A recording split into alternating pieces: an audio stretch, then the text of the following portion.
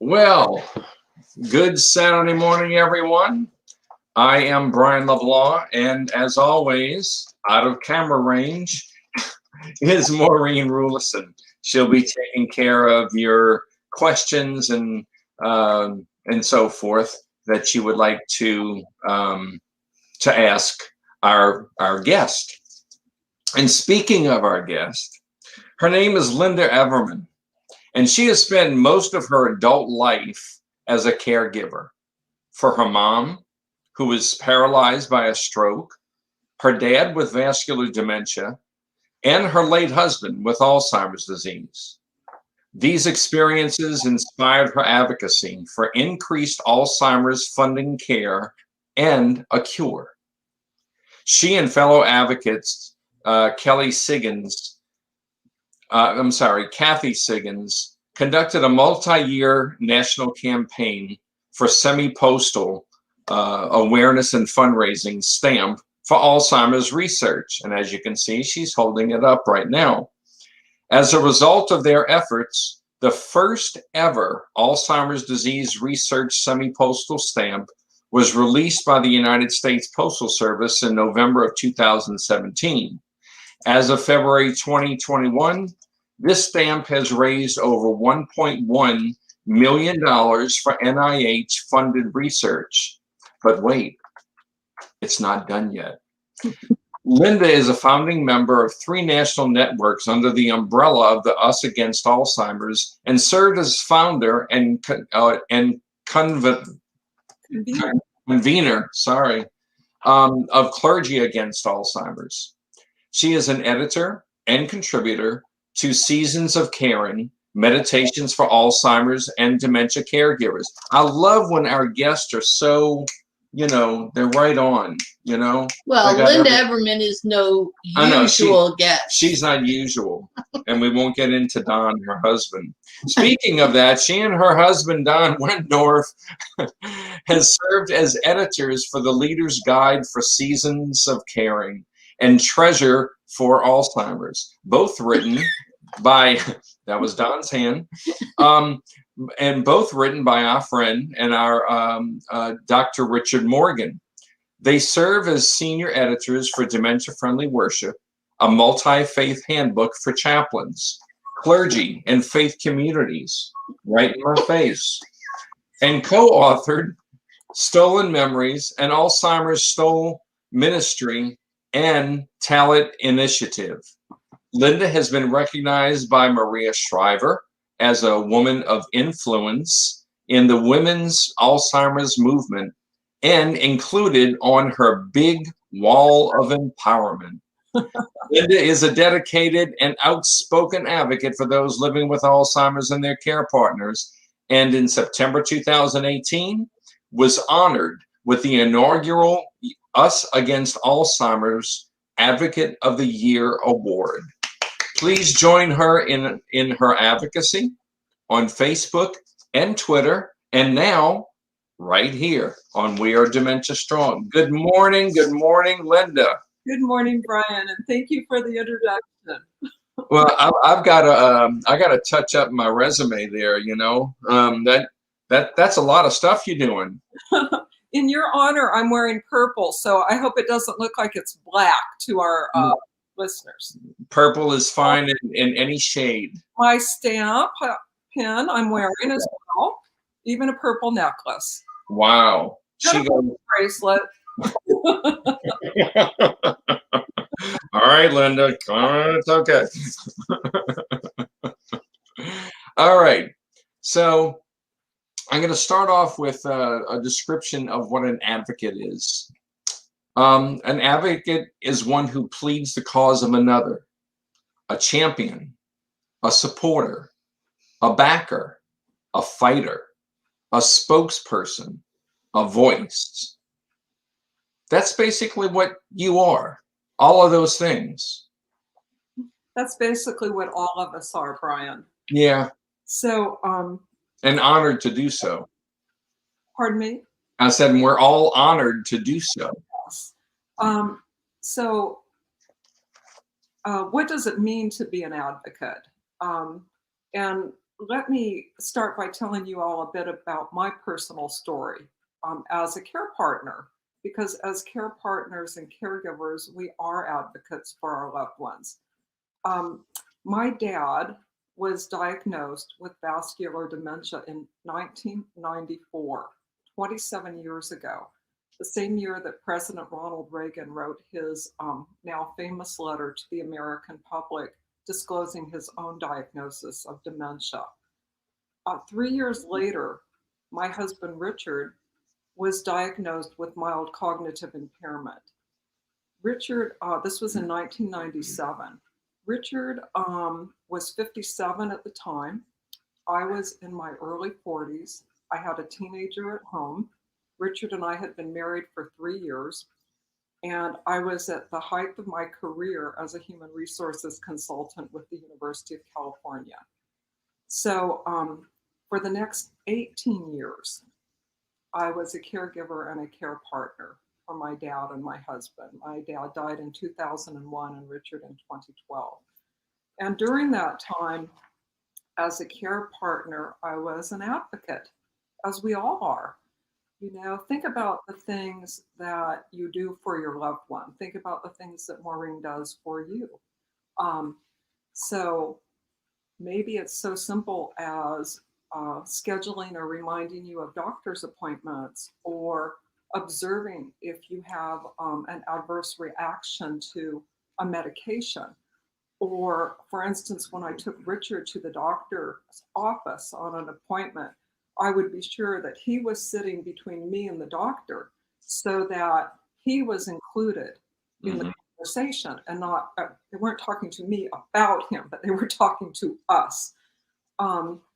I enrolled him in a clinical trial because then and now I believe that the first person cured of dementia will be in a clinical trial.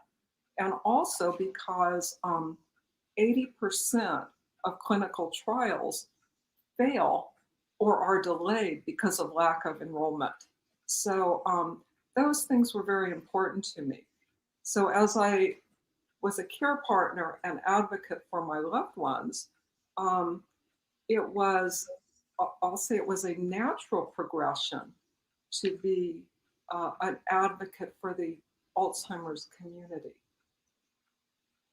That's an amazing story, and I know the importance of having a care partner that cares. You know, that's very important. So thank you. My honor. I mean, that's what we do with and for our loved ones. Right. So my experience with caregiving was, quite frankly, sad.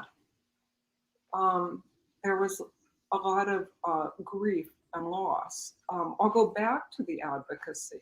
On the positive part of advocacy, some of the things that you do for your loved one are you continue with activities that give you both joy.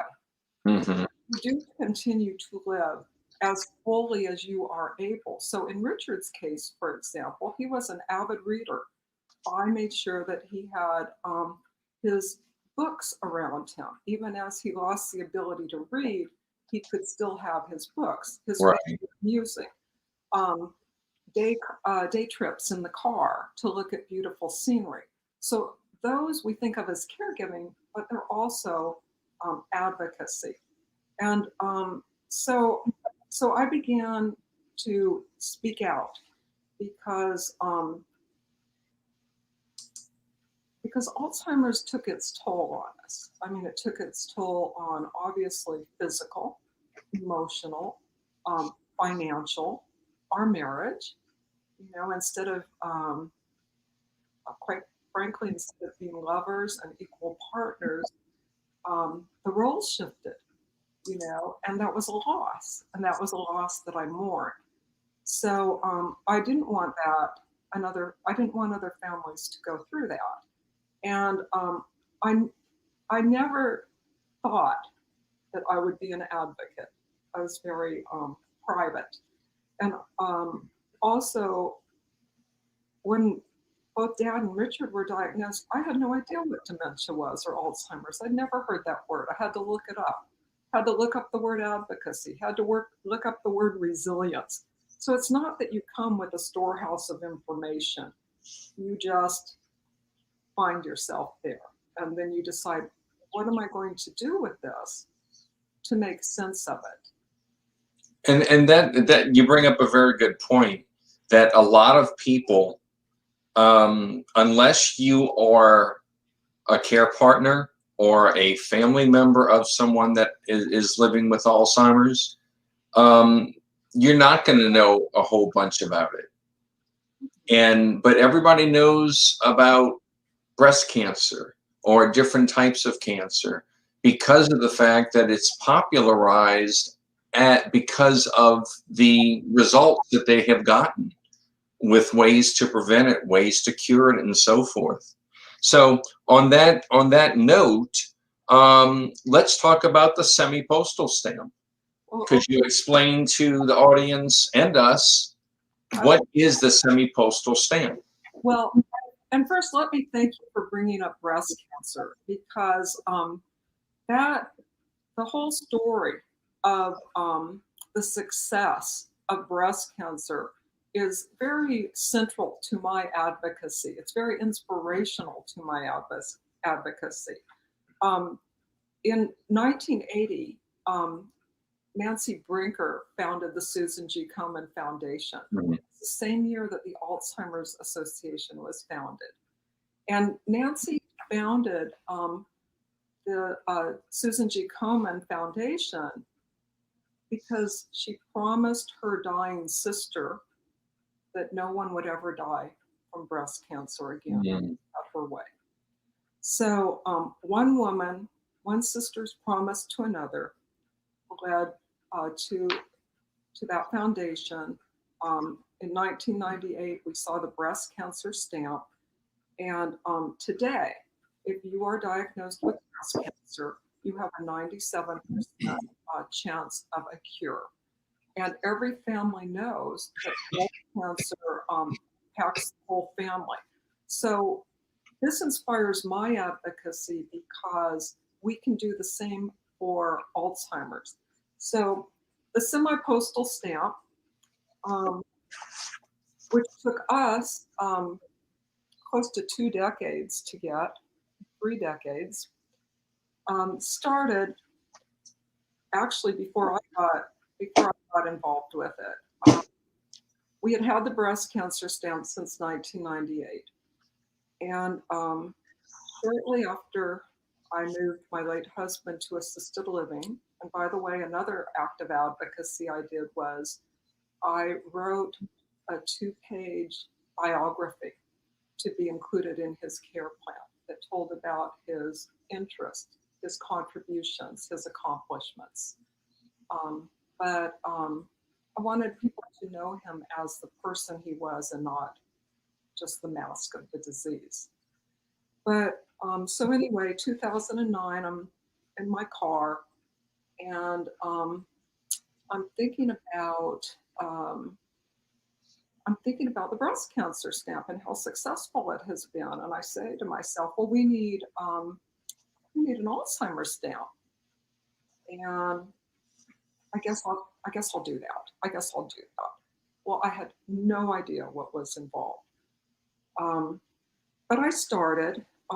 In 2010, we had the formation of the National Alzheimer's Project Act, and I remember there was a whole page ad with the Friends of the National Alzheimer's Project Act.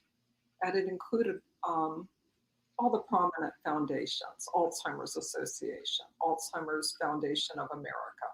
Us Against Alzheimer's was not founded yet. National Caregiver Association. But anyway, a list of about 100 organizations, and I wrote to all of them. And I told them that I wanted to get a semi-postal stamp. Well, semi-postal stamp, didn't answer your question. It's a fundraising stamp. We only have 4 of them. We have 4 fundraising stamps. They raise awareness, public awareness. and they raise funds for a cause. They don't happen automatically. You begin by writing to the Citizens Advisory Committee for stamps. They receive about 150,000 inquiries every year. To get a semi-postal stamp requires congressional approval. So, for instance, with the Alzheimer's stamp, we had it introduced in Congress. We had it introduced in the House during 6 different sessions from 2005 on, and in the Senate for 5 sessions.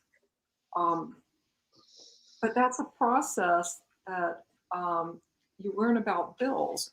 You learn about it with other bills as well, is that just because legislation is introduced doesn't mean that it's going to be passed. So anyway, to make a long story short, the Alzheimer's stamp, Kathy Segan started her campaign in 1999, and she got a commemorative stamp. It's a stamp facing the other way.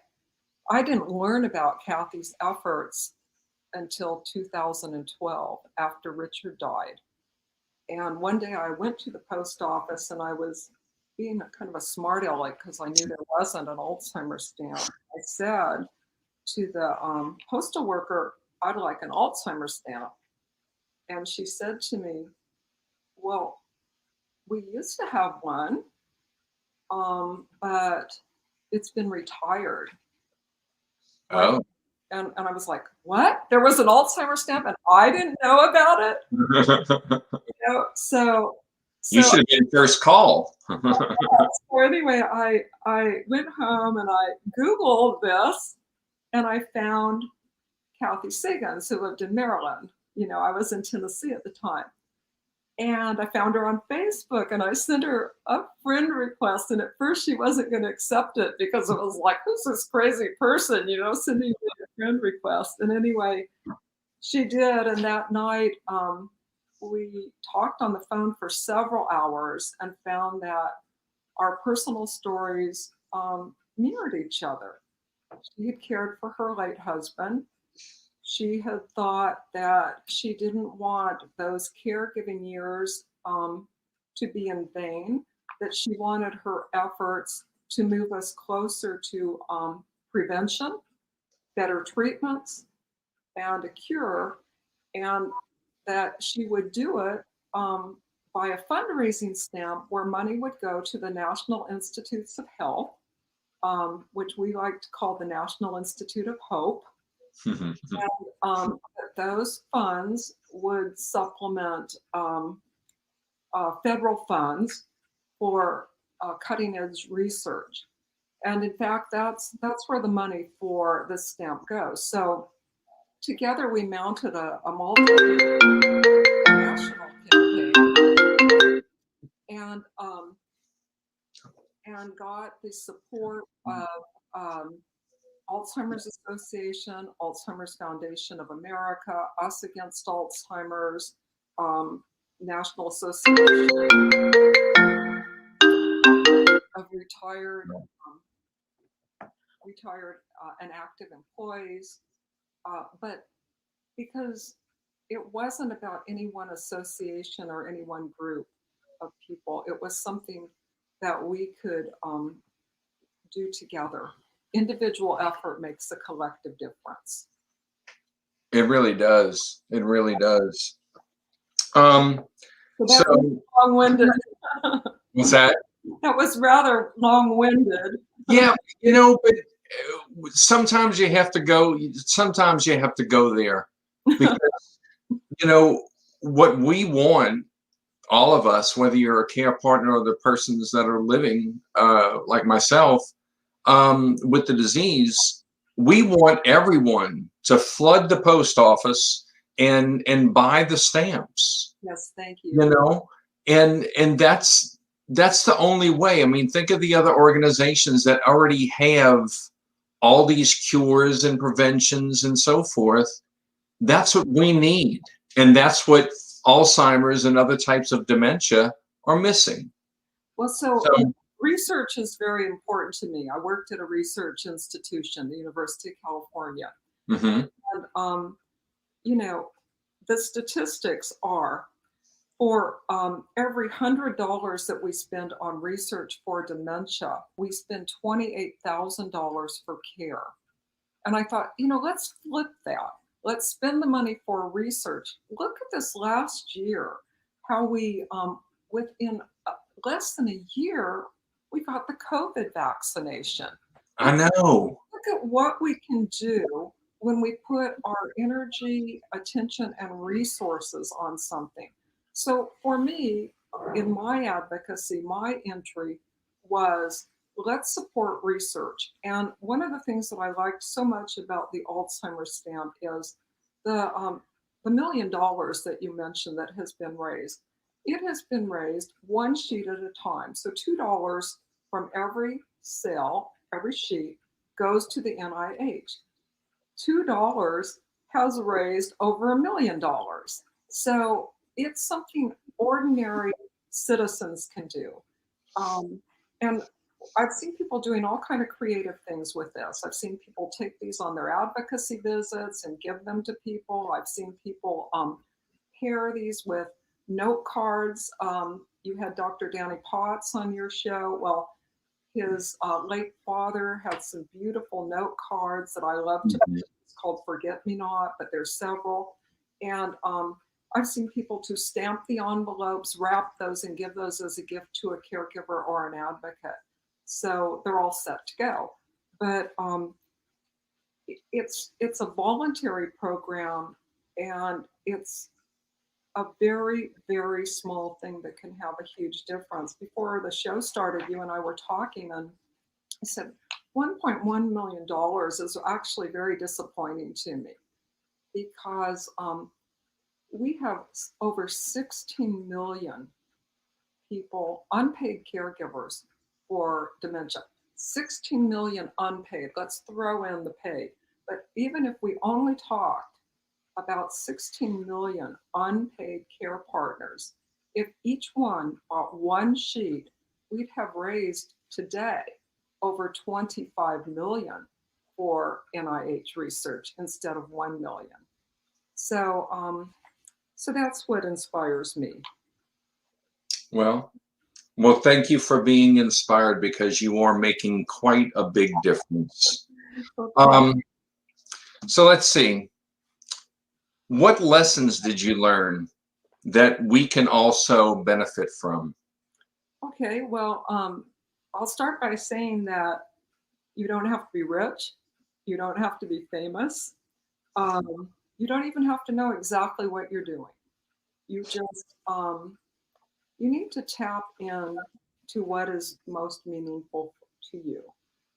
To me, I just want this disease to be over. I want to see an end to it. So many of the programs that I work on through Us Against Alzheimer's advance prevention, care, treatment, and I will not give up my hope for a cure.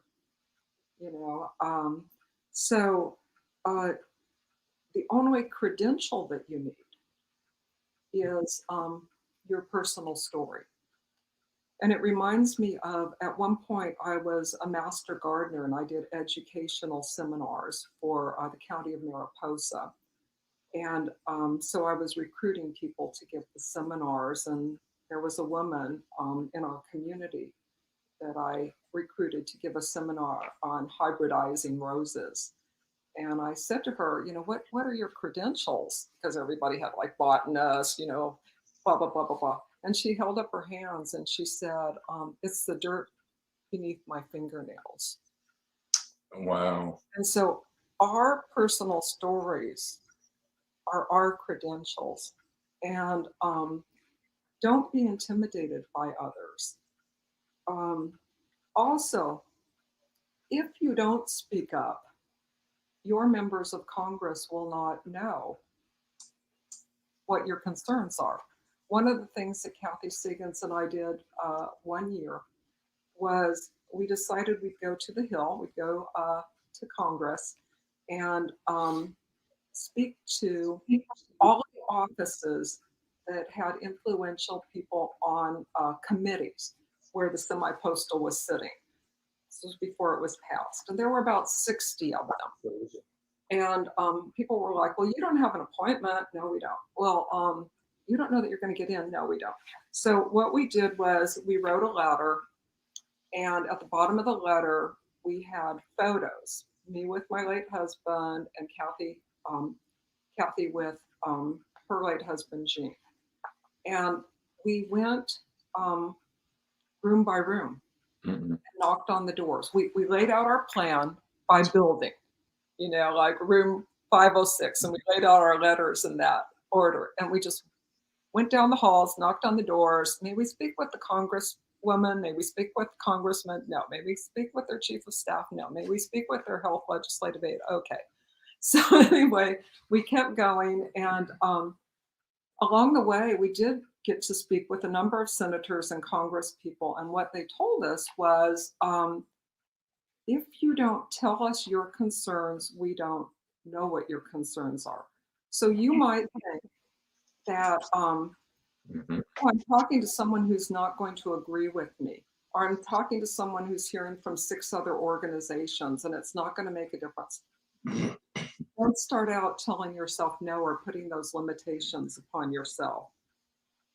Just start where you are, use what you have, and you know. Yeah, if you put your limitations first, then it's harder to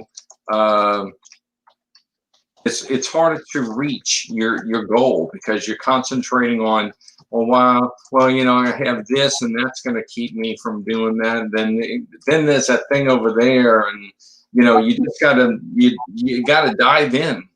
Yes, and Brian, I'm sure you've experienced this. What happens is you meet people along the way to help you. I had no idea that getting the stamp would take as long as it did, or so many different actions that it took. But things happened along the way. We had members of Congress who would give us a call and say, well, it's not going to get out of committee, so let's talk to the postmistress, or, you know. Or I had an advocate in California who said, did you see that there was a blog asking people about if we could have a semi-postal, what cause would you want? Well, I haven't seen it. So people jump in, help you, and go with you. And, you know, one of the silver linings of this disease is that you meet such incredibly generous and kind people. You know, it's like, I wish we didn't meet under these circumstances, but I'm so thankful that we have, because it inspires you to be a better person. Well, thank you, Lynda. And you know, I say that all the time, because I have met so many people that I'm very good friends with. You and Don, you know, especially, and Danny, and you know, you know, it's without having my my dementias, that I wouldn't be doing what I'm doing today. I wouldn't be here right now talking to you. But because of that, you know, we gain access to a lot of people, and we're all fighting for that same thing. And I've always said that Alzheimer's seems to be the one disease that comes up last. You know, we are shouting from the mountaintops. We're going to Washington every year. This year we're going virtually, of course, but we're still going to go. We're still going to make our voices heard, and that's what we have to do. You know, everybody's doing their part, but you know what I would like to do, and I think I'm going to do this with your permission. I think that both of you and I need to get together and do a video asking everyone, just go to the post office and buy one sheet of stamps. One sheet. That's it. One sheet. So, and everybody, if everybody bought one sheet and say, I don't know, we have what, a billion people here or something, or I don't know, writing. With our caregivers. Yeah. And then extend it. But I think the important thing to know, Brian, is I know we're running out of time. We don't have super advocates. We don't even, as I said earlier, we don't even have to know what we're doing. But there are so many things that we can do quickly and with respect for those who are caregivers and care partners. I know you're tired. I know you don't have something else to add to your plate. And I don't expect you to write 1,000 letters to every member of Congress or storm the halls of the Capitol and visit 60 Congress people, but there are things that you can do in less than a minute. I mean, we have many wonderful organizations. For instance, Alzheimer's Impact Movement, which is the policy arm of the Alzheimer's Association. Mm-hmm. A tremendous website that is alzimpact.org. You can go on there and in 15 seconds, put in your name and zip code, and a letter will be sent to your 2 senators and your congressperson that asks for an increase in funding for research at the NIH and asks for support of this year's initiative, which is the Alzheimer's Caregiver Support Act. And the Alzheimer's Caregiver Support Act will grant grants to agencies to support caregivers and educate caregivers. So we think that we don't make a difference, but I look back, I've been at this since 2010, and I think of the increase to the NIH. I think that now we have a cognitive screening in our Medicare appointments. I can think of a whole host of things that we did not have 10 years ago because we used our voices. And the time will go one way or the other. So the easiest way to purchase the Alzheimer's stamp is online. A lot of the local postal offices are not keeping stock. And so you can go online to uspostalservice.com and you can type in Alzheimer's stamp or Semipostal and it will take you directly there. And I've ordered hundreds of sheets that way. It's very easy, and now they're coming very quickly. I think the last time I ordered, I got them in about a week. So that's a very good way to order the stamp. All right. So those of you that are watching right now, and those of you that are going to watch the recorded version, it's very easy. USPS.com. Go on there and buy your semi-postal stamp. And how much is a sheet? A sheet is $13. $13.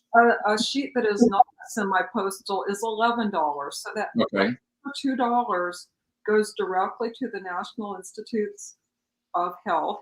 And in its first year, I got an email from Dr. Hodis, who is the director of the National Institute on Aging.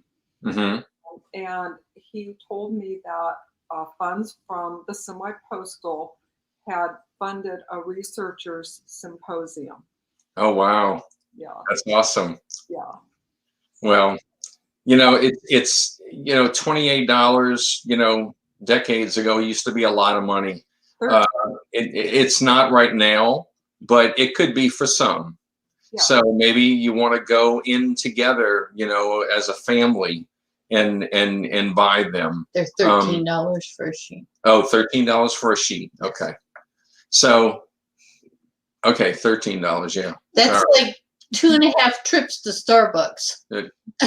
Yeah, I'll put it in that perspective. And then the other thing is I have a Facebook page that has helped stamp out Alzheimer's. Okay.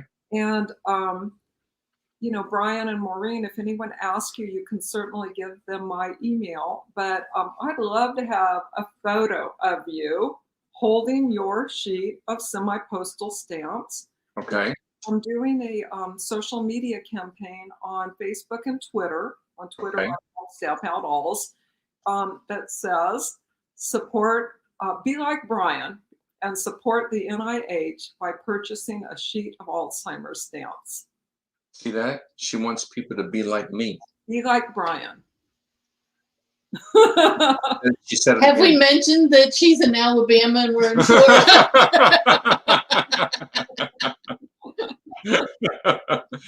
All right. Well, Lynda, this has just been very. Go ahead. Go ahead. I was like, be like Maureen. Be like. That might get people more to. Again, again, far away. Far away. Better. I understand. That's my diet. I eat a lot of garlic, so people stand far away. I look for them. This has been very educational, and personally, it gives us the opportunity to see you again and to hear Don. We know he, You're gonna see and hear Don next week. That's right. That's right. Don Wendorf will be here talking about the importance of music. I think we might actually get to hear Brian and Don sing together next week. That would be fun. That's a lot of pressure. And there may be some surprises. Would you like to see Don this week? Here, let me introduce him to you all. There he is. Don Wendorf, ladies and gentlemen. The banjo player aficionado. That's why I've got the suspenders on here. I'm getting ready to leave and drive over to Anniston to play a jazz gig at a party over there. There you go. There you go. I'm glad you're getting out and playing again. That does good for the heart. Me too. There you go. All right. So next week it'll be Don Wendorf and music. This week it's been Lynda Everman and the Semipostal Alzheimer's stamp. And advocacy of all types. And advocacy of all types. That's why Maureen is with me here, because she's my bub, B-U-B. That stands for backup brain. So she's your advocate. Yes, she is. Well, she's much more than that. So, but anyway, Lynda, thank you so much for being with us today. For those of you that watch the recording, pay attention to the little thing in the bottom where it says go to the www.usps.com and order your stamps today or tomorrow or online anytime. Thank you very much, Lynda, and we hope to see you physically soon. Yes, thank you so much for having me. And Don too. Okay. Okay, you can bring him along. Bye-bye. Thank you. Bye-bye.